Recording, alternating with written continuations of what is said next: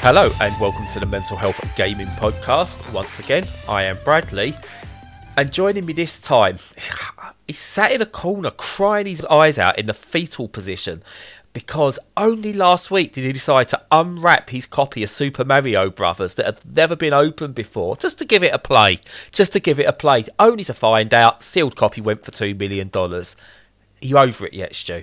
No, and I never will be. I need that money. I deserve that money. God damn it. That's ridiculous. $2 million for... There's something not right about that. I don't think that's normal. No. It's not a genuine sale. There's something behind that. And it's going to play out over the next few weeks, months, maybe even years, I think, as some kind of massive scam. Could be. But whatever it is, it's not right.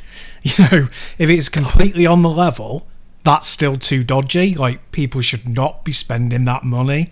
That's just crazy. It feels like a reaction to, you know, the state of the world. It's like, oh, you know, we're in the middle of a climate crisis and we're all going to die. But it's all right because I managed to get hold of that game from my childhood. Which you can't play, otherwise it will drop in value. Yeah. I would say if anyone's listening and they do have sealed video games from years past, sell them now. Well, that's it, isn't it? If you plan on never opening them, sell them now, because I don't think that market's going to get any better for you than it is right now. Yeah. If it is a scam, ride that wave all the way. Yeah, totally. Yeah, get it before the bubble bursts, definitely. Yeah. I looked at my collection. I open all my games on the bus on the way home, so, you know, it's not a case I've got no sealed games. Ditto, pretty much. It's always a thing on the bus, rip it open, read safety instructions and whatever other pamphlets there are just to make that time home seem quicker. Yeah, or reading the manual on the toilet. You know, it's the only time you ever read the manual. Yeah, it is. Do you know what else you can do on a toilet? What's that? You can play video games. Oh, yeah. So what have you been playing, either on or off the toilet? Well, I've been playing something that you can technically play on the toilet, although I did it in a much more comfortable and, you know, less upsetting environment of downstairs. On the bidet? Yeah, the bidet, that's right.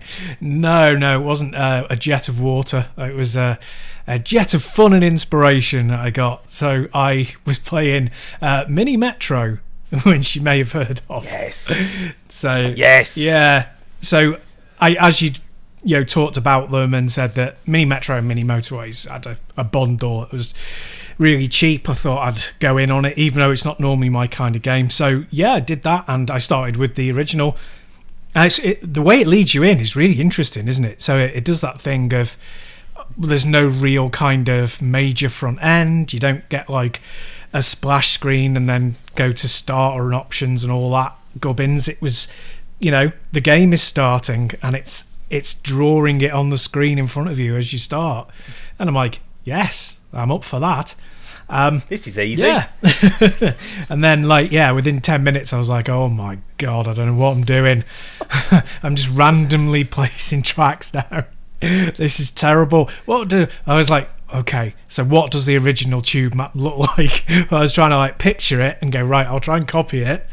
And where does this logically go? And I failed. I was like, oh, you have exceeded too many passengers at one stop. And I was dead, in inverted commas. Yeah. But yeah, daunting as that introduction was, it was a very fascinating intro. Yeah, it is. It's what the same with that and Mini Motorways. What it doesn't do straight out the gate, it doesn't bombard you with, these are the the meta game almost. These are the little tactics you must know. It just goes, draw crap on the screen, get these to there, off you go. That's the game. And that pretty much is the game. It's almost that Tetris level of simplicity. You got to get the passengers from here to there on that path. Absolutely as simple as that. And then it's only as you go you start realising different strategies that you needed. Where do you have interlinking stations? Is it wise here? Do you need them there? Do you actually need that? Or can you just get that doing a circle? And so on and so forth. It's really, really clever in the way it layers the complexity on top of it, but never overwhelms you to the point where you can't play it. Yes, you'll get overwhelmed and fail, but you never get overwhelmed in terms of this is how the game plays and this is what you need to do. Yeah, cool. No, that's good to know as well, because I get quite easily overwhelmed with strategy because I'm not very good at it. So if there's a zombie apocalypse, don't ask me, where we need to go for food and for guns and for, chopping the heads off zombies, because I would be useless. I'd be like, just wear your shirt, shorts and t-shirt, you'll be fine. My tactic on the zombie apocalypse is to paint a target on my neck and just do it there now. Yeah, might as well get it out of the way. That'll do. Yeah. So I'm enjoying. I've not played a lot of it, but I'm enjoying it so far. Good. Yeah, no, it's a fantastic game. It's as I said, it's that level of simplicity in terms of the mechanics. You know what you're doing within 10 seconds of playing that game. It gets very, very difficult to manage and juggle everything in the end, but you know what you're doing, which is why you're okay going back again, time and time and time again. But it's a gateway drug. I'm going to tell you now, it's a gateway drug, because Mini Motorways is better for me. I don't know what it is. I've tried playing both again. I don't know why it's better. It just is better. But I will talk about this next week, because I'm going to keep this one in bank, and I'll explain why I'm banking this one for next week. But I've been playing a game called Railroute, which takes the concept of Mini Metro, but also takes away the simplicity in a good way. But I'll talk about more next week. But you will find yourself probably hankering after something like Railroute once you're done with the mini games. Cool. Yeah, I played the board game Ticket to Ride, and I'm sure there's digital versions of it available. There is, yes. Yeah. Oh, cool. Yeah. Very simple but very good fun.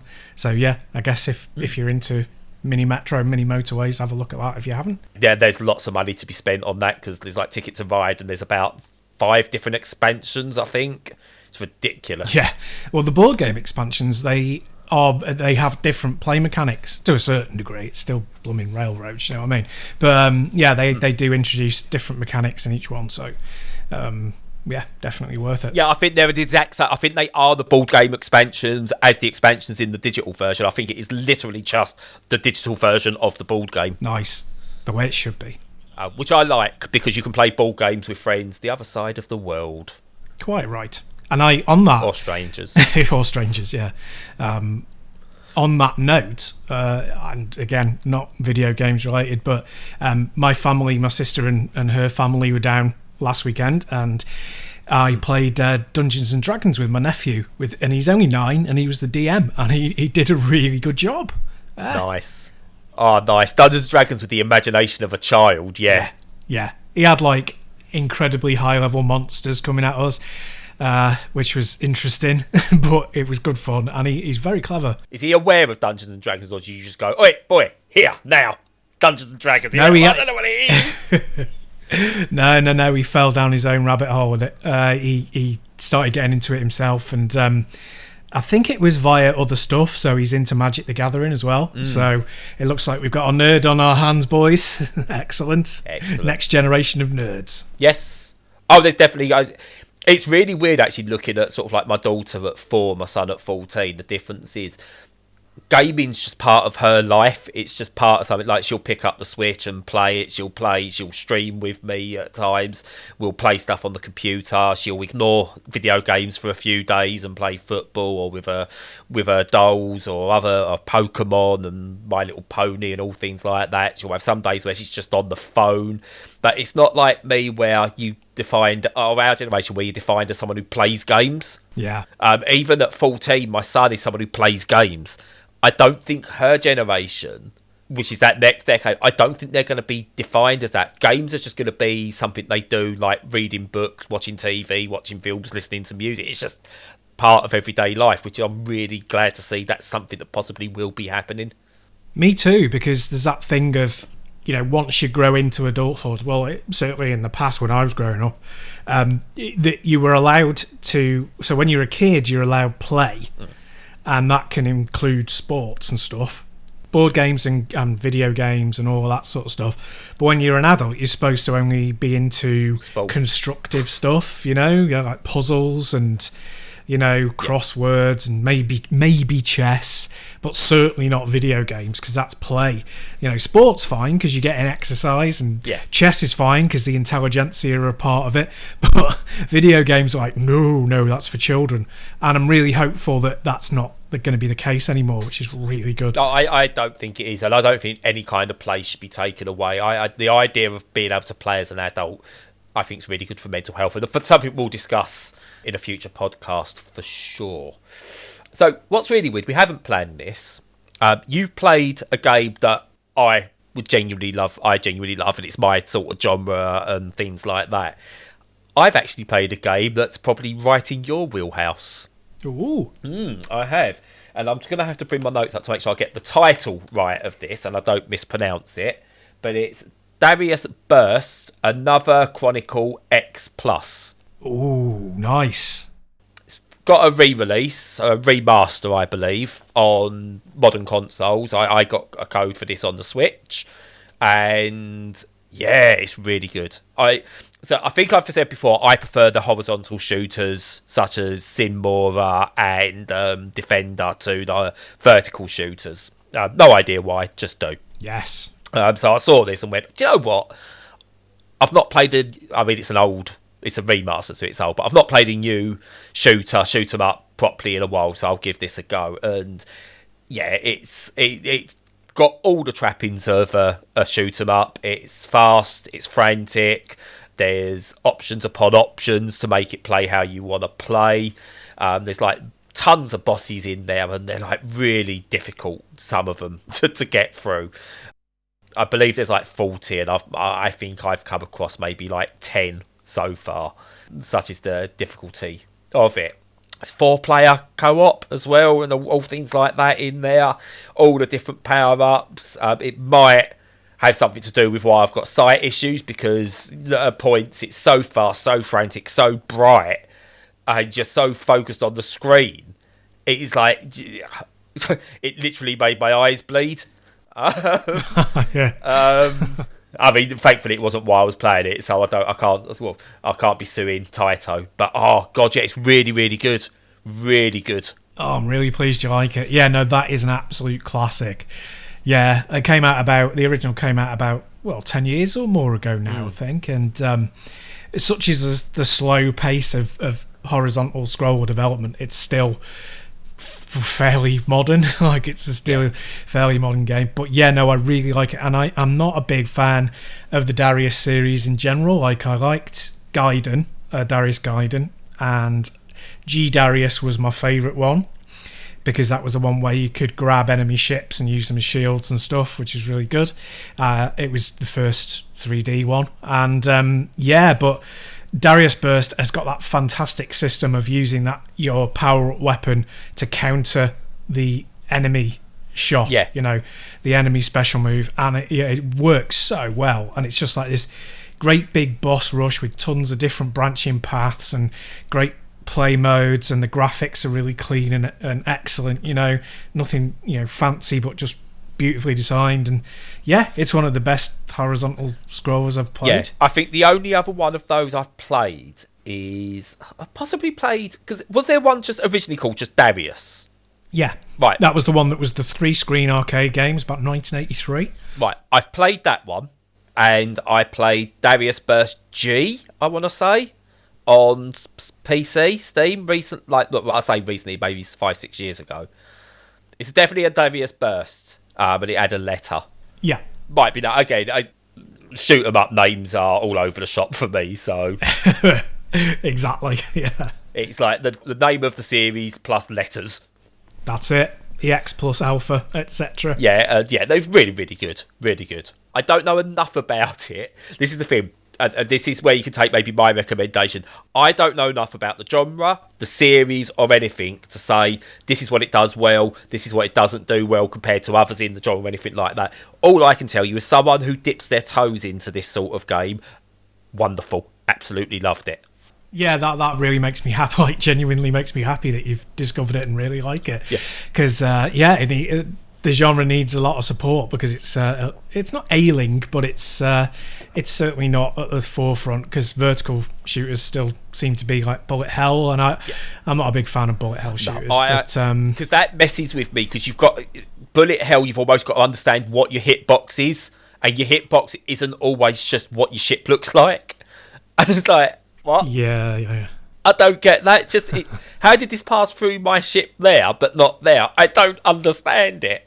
Yeah, no, they're so technical, both those and horizontal shooters to a lesser degree. Yeah, but I'd recommend with anyone picking up any of the modern games. So by modern, I mean in the last 20 years, I would watch some tutorials on YouTube of what to do, such as bullet grazing, checking what the hitbox is like, the scoring system, power-ups, everything. The way that they play into the game is not something that you would necessarily understand without reading about it, so definitely do that. But it's well worth it if you like that Twitch gameplay. It's a weird genre because it really is a pick up and play genre. Everyone understands you've got a ship, you shoot, you move, you try not to get hit. It's so simple, but I've never known something that's so simple yet so complex to penetrate at the same time. Oh, my mind's gone blank on what that word is now. Paradox. It's a paradox of a genre. It really is. It is. So, but yeah, no, again, for those who don't play lots of these and don't know the ins and outs, I can heartily recommend Dariusburst Another Chronicle EX+. Excellent. So, cool. What else have you been playing? Well, another one that was a surprise, and another one that's totally not in my wheelhouse. So I saw a sale was on at, I can't even remember who it was now. Fanatical Games, are they called? Fanatical.com? Probably, yeah, Fanatical. Yeah, they do all the bundles as well, yeah. Yeah, that's it. Yeah. And I just saw it on Hot UK Deals, which is a potential minefield of spending all the money that you've earned off selling your Super Mario for $2 million. So it's... they're doing a bundle at the moment. It should still be going by the time people are listening to this, where you can get like one game for 89p, 5 for £2.49, I want to say, and 10 for £4.80 or something. So it's really they good. rotate them every month, like different types of those deals. Yeah. And there was some in it I really wanted, and I'll talk about them in the future. But the one that I started with was Steve Jackson's Sorcery! Which is, people may not know it. It got a conversion from its book form about 7 or 8 years ago, and it's mainly a sort of handheld device game. It's an interactive fiction game, but what it is it's a Steve Jackson alongside Ian Livingstone was responsible for Fighting Fantasy in the early 80s. So it's that's a name. Exactly, very Ian evocative. Livingstone, yeah. And one of my heroes, and he hasn't yet done anything to disavow me of that, but I really like that man. So created, like we're talking about, D&D style stuff, but in a book form that you could play on your own and use dice rolls and stuff. Turn to page 64 if you want to know what decision Stu makes to talk about next. Yeah, that's it, exactly. Hang on, let me just roll my dice. Oh yeah, it's a 6. I'm all right.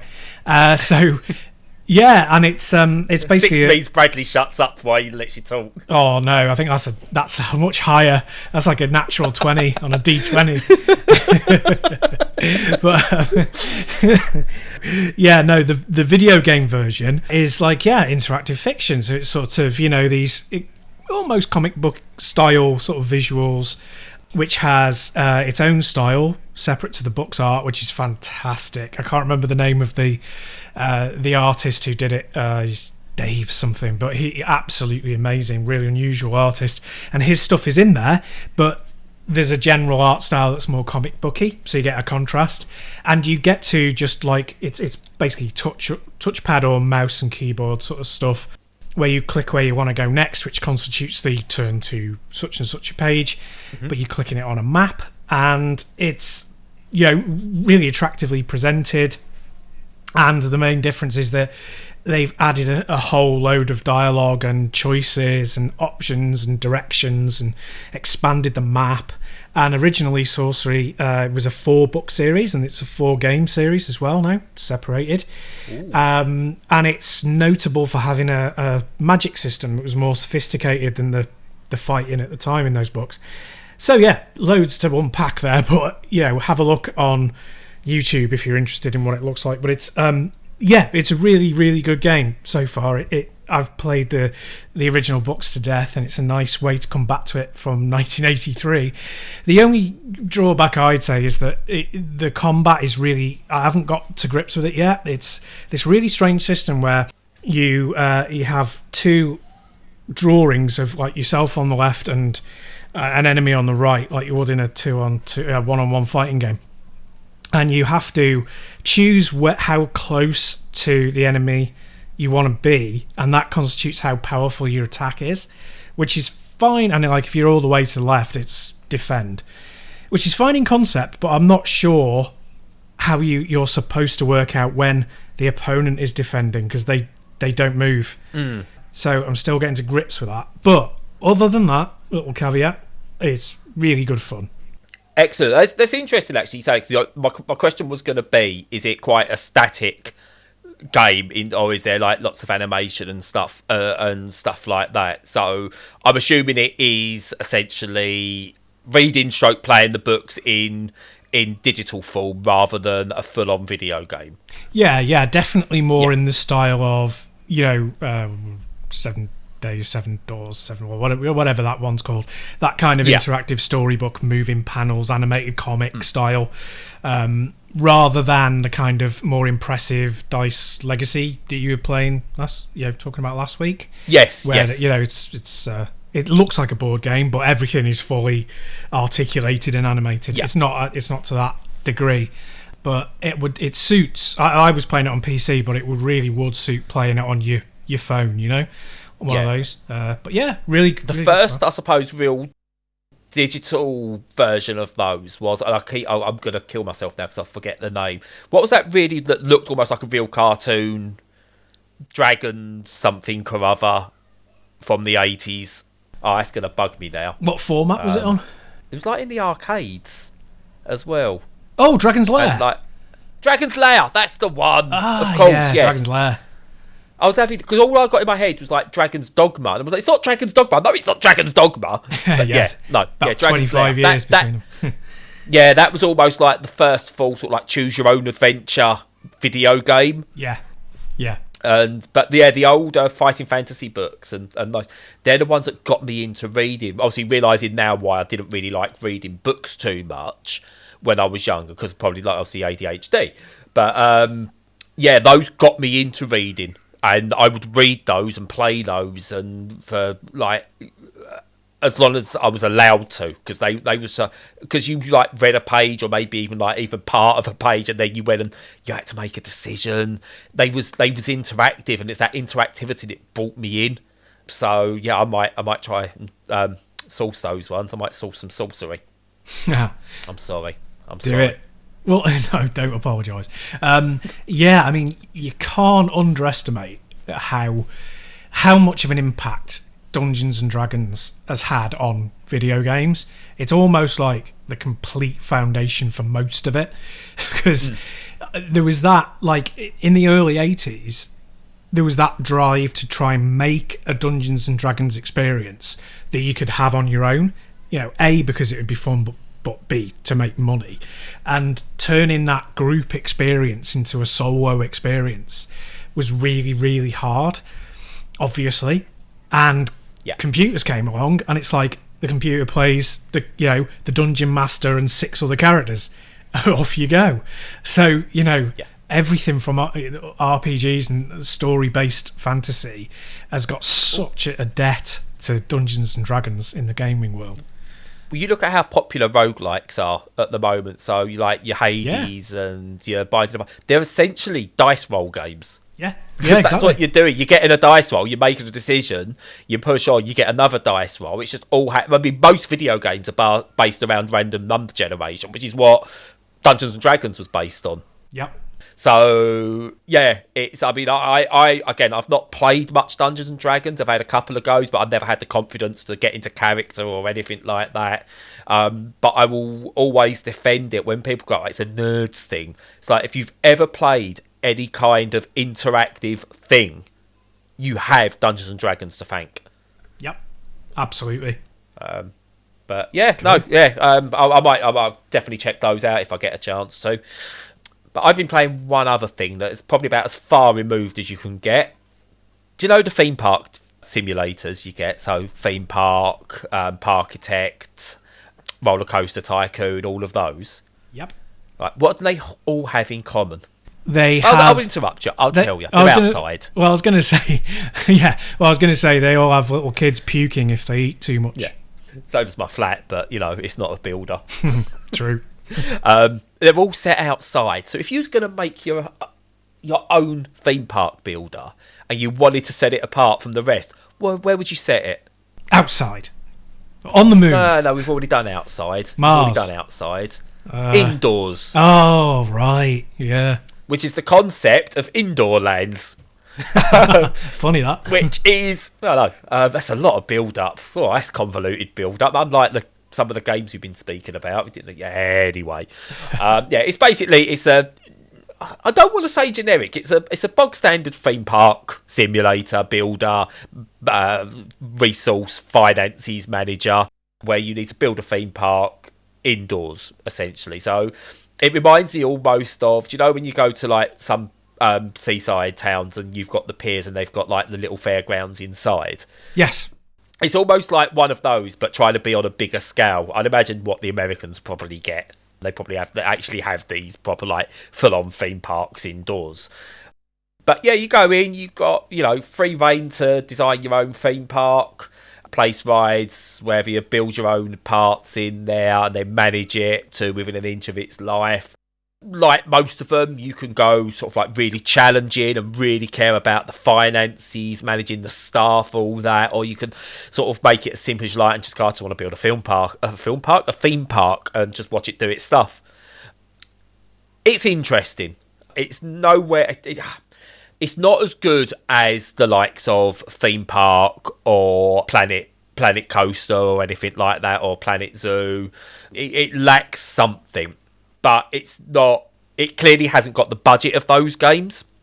It's an indie game, but it's got some nice ideas. It looks decent enough. Unfortunately, and this is why I really want to bring it up. For everything it does well, I struggle to play it because there is a real lack of accessibility options. Everything's really bright. Menus aren't easy to see. It lacks the idea of here's what we want you to do, but it doesn't make it clear what that's attached to. So it has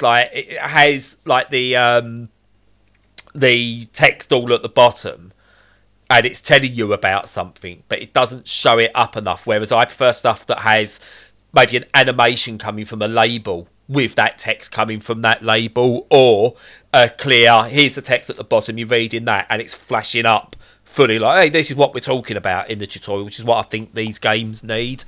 It doesn't have that, and it just made it very, very difficult for me to get into. But once I scratched below that surface and got through that, it's a dead enjoyable game. Just again, with a lot of these, and I think you get this from smaller studios, it needs better onboarding, and I think it would, it's a good game, and I think it would reach a decent audience if it had some good onboarding, but otherwise I think a lot of people might look at it, try it, and bounce off early, unfortunately. Right. Yeah, no, that sounds like a bit of an issue. Yeah. But I said, the aside for it, it's really good once you get into it. It's I enjoy the building mechanics are solid.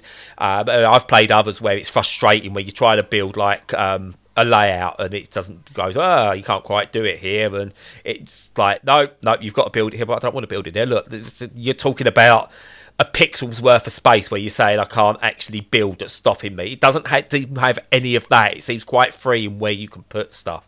which is really good. I think it's still in early access as well, so there is still time. But as I said, you've really got to want to play it and get through that introduction to get the most out of it. But if you do, yeah, decent enough. Right, fair enough. Yeah. One to sit on then. Yes. You been playing anything else?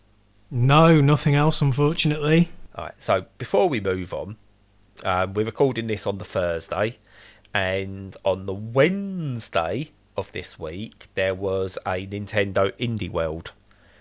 Whew. Have you ever seen a human being explode? Yeah, well, I watched live footage of you on Twitch when you were watching it. Popped everywhere. Oh my God. Do you want to... I don't know if you've seen it, but what game do you think could have made me explode all over the place if it got announced for the Switch? I haven't seen the delivery, the presentation, unfortunately. Okay. Right. I'm going to say 3 words. It's Tetris Effect Connected on Switch. That's 5 words. I don't care. Nothing else matters in life. At last. Oh my sweet Jesus. I let out a scream of delight because I had it on due to eye issues, which we'll talk about in a minute. I had to mainly just listen to it, and then blah blah blah, all I heard was the word enhance, and I went no. And then I heard the music, they confirmed it, and I went like literally, partner sort of like pops head out, goes, "Is everything okay?" Yeah. She went, "What?" I went, Tetris Effect's coming to the Switch. She went off crying out loud, "Shut up." Oh my God, yeah. I can't wait. October that comes out. Oh man. And yeah, it's cross-play. It's everything. Oh, that's brilliant.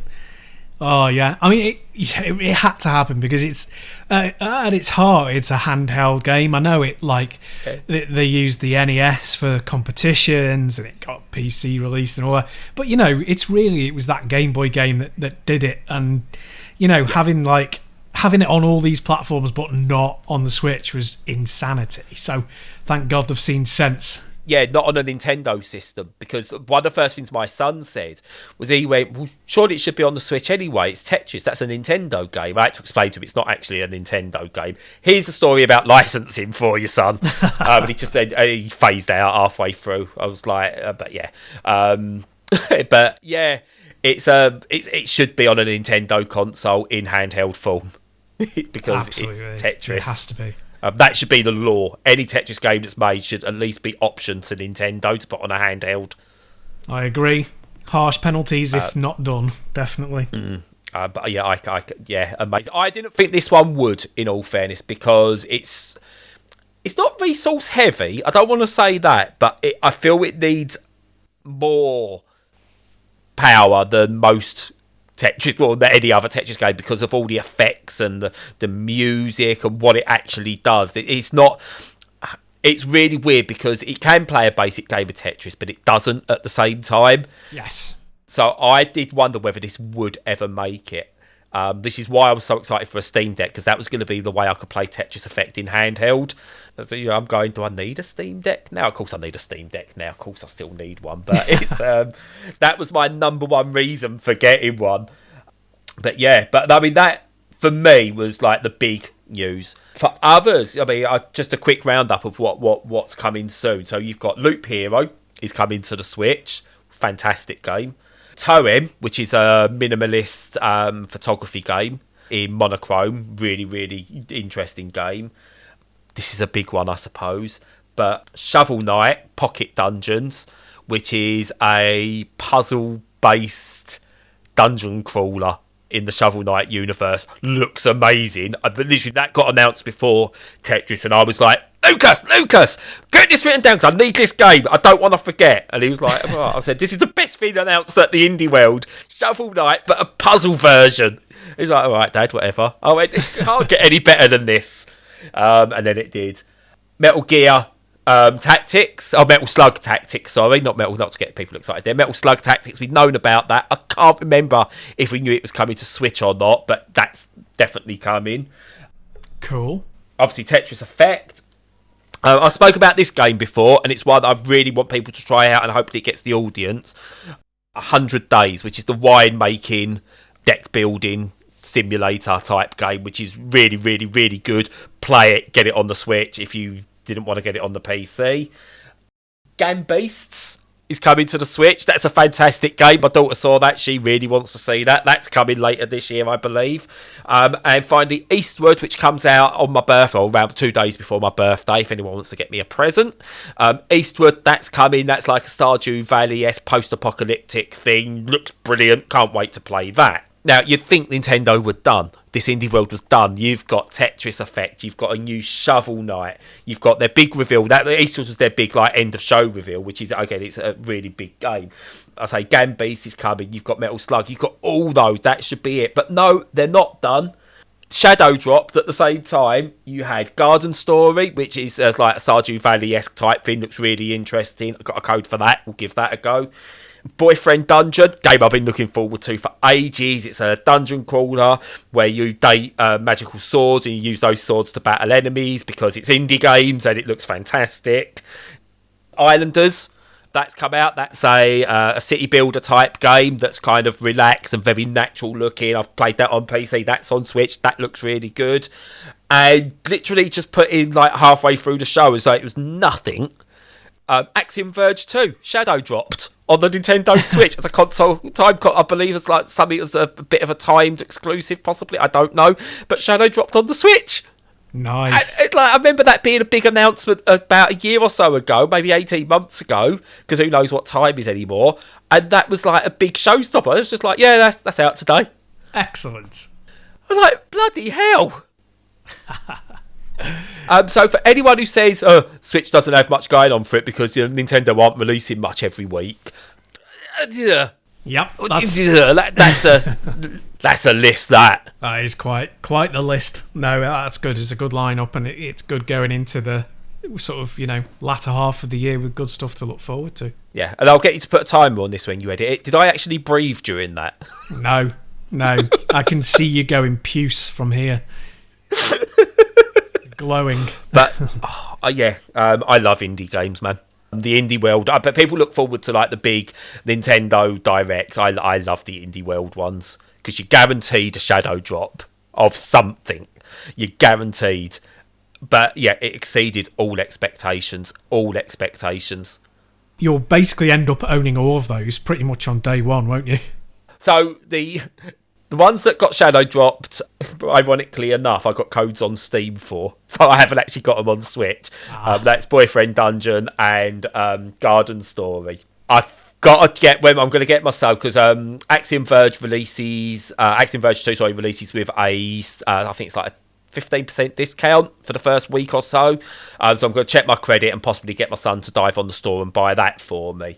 And the Islanders, I don't know yet. I might pick that up later because I've already played a bunch of that on Steam. So those I will own it, but I'm going to probably wait for a sale. But if you haven't played it, do get it. But yeah, probably the ones coming soon. I mean, I don't know how much I'm going to be doing a lot of begging and sort of like kissing ass of Tatsuya Michiguchi, of Mark McDonald, of Enhance, and just be going, please, pre-release code, please. I know. I will do anything. Debase yourself. Oh, yeah. Yeah, 100%. I'll do anything for that game to get it a little bit early. I know, right? And surprisingly, there's a game coming out I know a secret about that I still cannot say anything about, and that wasn't in that. And I can't wait for that one if it does happen. But yeah, that's video games. Yeah. Hopefully you'll be able to play some of them and actually see them. Segway.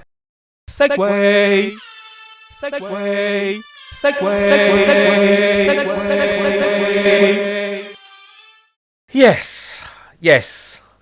Fingers crossed, and that's a good segue. Well, depends. Depends who the segue. For me, it's shit. But I had another bleed on my eye on Monday, which made my vision is completely destroyed again. Because last week my operation on my left eye was postponed, and I've still not got a new date for it. Monday evening, my vision during Monday was really, really good throughout like Monday and stuff like that. I was like, oh yeah, I'd started putting into planning my video stuff.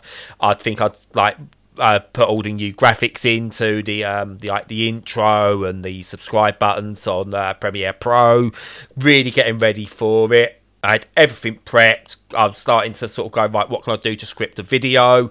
All got them Monday evening, I had another major bleed, and everything's got blurry again. And anything that shows any kind of brightness means I cannot see it. It gets this really intense glow around it, so that's me probably put back another 3 to 4 weeks again. The doctor, well, the hospital and the experts just literally dismiss it with you've got diabetes, it's going to happen. Great, that's not what I want to hear. No date on my operation yet. Tuesday morning, I kind of just I couldn't care less. I was at that point where basically someone could have said, oh, by the way, the world's ending today because we screwed it up, and I would have gone, yeah, fair enough, don't bother me.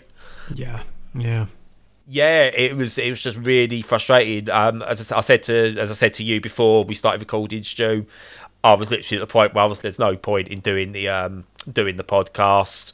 What am I going to get from it? What am I going to do from it? And really, that's how low I got.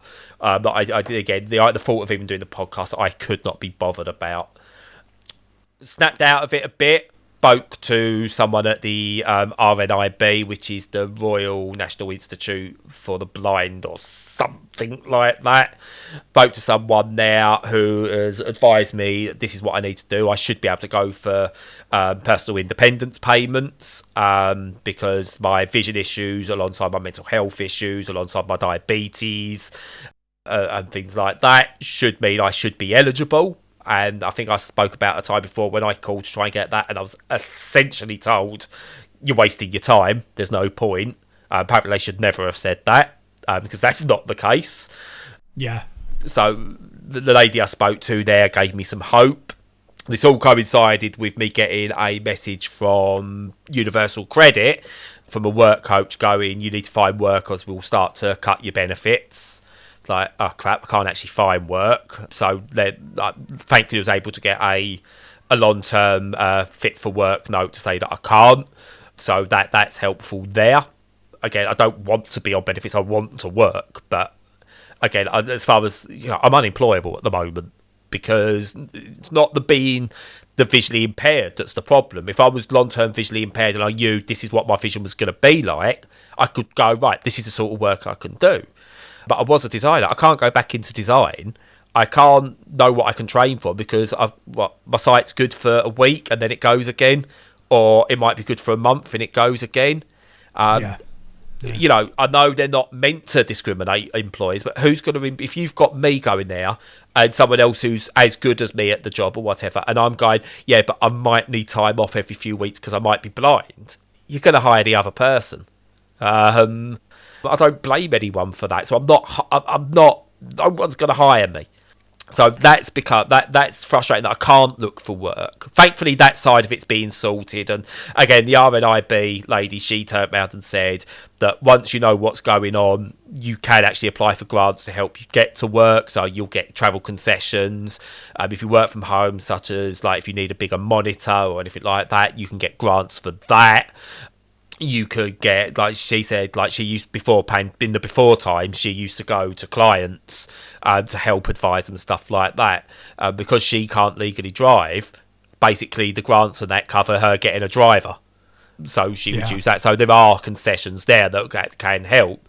But she said, obviously, that depends on like you not being stuck in limbo with your treatment. So, but yeah, thankfully talking to this lady really, really helped me. And the point I'm trying to make is if you're ever in a situation where you are brought down, where you are feeling depressed over a situation, again, it's, I suppose, distinguishing that you can have depressive moments over certain things. You can also have just depression. You can have both at the same time. You can have neither. And I am a long-term sufferer of depression, and I had a real depressive moment over what's going on with my site. If it's over a particular moment, find an expert in some way and speak to them. There's charities aplenty out there who will help you because they will give you that perspective you need. As I say, I don't think, without, I'll be totally honest, I don't think I was at the point where I was thinking, screw it, I'll take my life. But I honestly think that if I didn't have that advice on hand, or someone didn't point me in that direction, I could have continued to spiral to the point where I'm going, well, I've got enough tablets and insulin out there just to do myself in. Yeah. So do reach out, even if it's to a friend, just to go, look, what do you think I should do? Because at least someone's aware. They might provide, even if they can't point you in the right direction, they're aware and they can help. They might be able to help you find the right people, but do reach out all times. I think when I said to you about it, I think I said to you yesterday, but you said, just look, if you do need to call, whether it's text chat or voice chat, just let me know. Yeah. And that I didn't need it because I had all the different calls I was having anyway, but it was comforting to know that was there. So again, just make sure you've got someone there who's aware of what you are potentially going through, because it does help loads. As cliche as it sounds, it's a cliche for a reason, I think. Absolutely, no, it's great advice.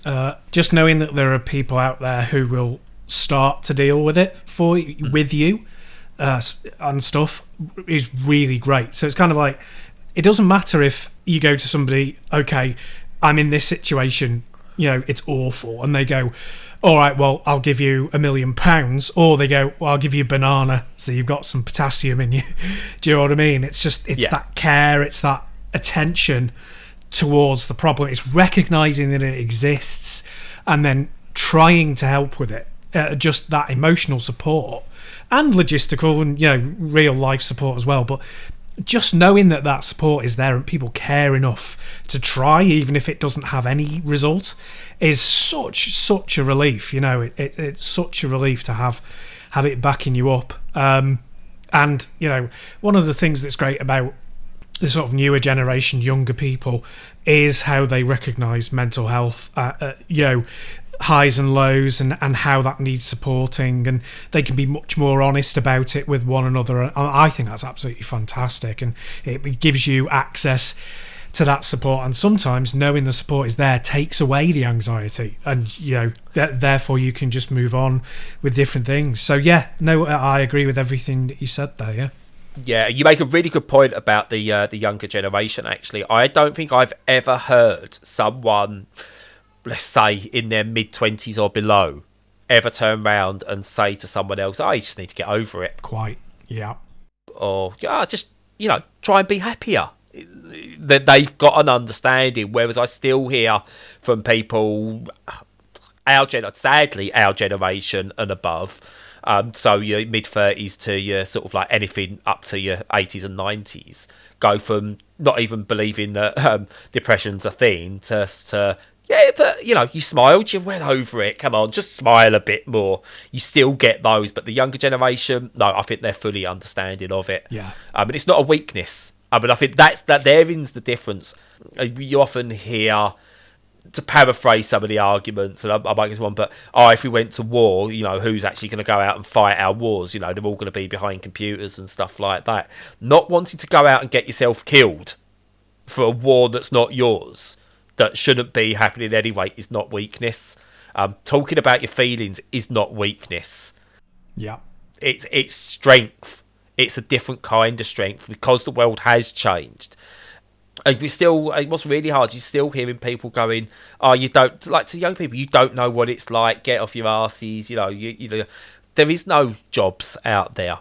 The jobs are disappearing because your generation are making it so the jobs aren't there because you're wanting the jobs longer, or you found ways to automate it over the many years. So those jobs are all disappearing, which means we can't afford homes and things like that because the homes are ridiculously expensive. So we've had to, the younger generation, especially I would say the 30-somethings, millennials and below, we've had to find other ways of dealing with things. We're going through things that the older generation will never understand.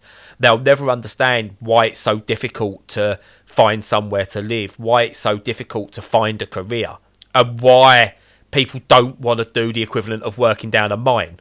Because, no. Yeah. No, tar. But yeah, it is a changing world. And again, as I said, as long as our generation and above hasn't completely destroyed it for the younger generation, I do believe they are going to make it better. Depression isn't going to be a thing of the past. Mental health isn't going to be a thing of the past, but it's not going to be the taboo that it is today. Yeah. No, I agree. Yeah, I think it's moving in a very positive direction like that, and hopefully the world won't have burned to a cinder before they can feel the benefit of it. Yeah, because that's a whole other debate. Yeah, the world is literally on fire at the moment. It's scary, but yeah, no, that's definitely a whole other debate. We'll work out soon that talking about things is okay, but we'll be doing it from our underground bunkers as the world above us burns. You got it. I still believe Fallout is a instructional video rather than just an entertainment video game. Yeah, I'll bring some of my zombie strategy into it as well and play that game, and then I'll be future fit. I've already tattooed a target on my neck, it's fine. Awesome, ready to go. As long as it happens after October the 8th, it's all good. Yeah. Because that's when Tetris comes out. Do you know what? I'm probably gonna buy it as well on the day, just because you've got me so enthusiastic about it. It's just catching. Apparently I do that. I've got this thing where I get so enthusiastic about games because I especially indie games, I love seeing I suppose I should say this, that Indie World presentation done me a world of good in terms of my own mental health, because it gave me something to really look forward to. I spoke about it before. Something as silly as a video game you like coming out gives you a reason to continue and gives you something to look forward to. Yeah. And that was the case there. But other people said to me, "God, could you stop being so enthusiastic about video games? Because I keep buying stuff that I don't actually like." Yeah, well, I can't help it. Yeah, that kind of happened with Mini Metro, but I'm gonna plow on with it. I'm gonna keep going. It is good, but yeah, just I will advise you for now against playing Rail Route. What we'll do if my eyes get better. Oh, there's actually one. As my eyes get about 50% better, we'll do a video on it, a quick play on it, because it's like black background with white lines on it, so I can see that one. It's why I've been playing a lot of it. We'll do a video on it, and you can play it vicariously through me, because it's really good. Sounds like a plan. Excellent. But that's me done. I'm going to roll a 7, and I am going to be quiet. Oh, what a relief. No, I'm just messing. So, yes, I hope everybody has a good week to come, and as usual, follow us on all the socials. Pay towards our upkeep on Patreon if you can afford it and you'd like to, or pay a one-off on coffee. And in the meantime, for the next week, stay safe, enjoy your games, and stay sane.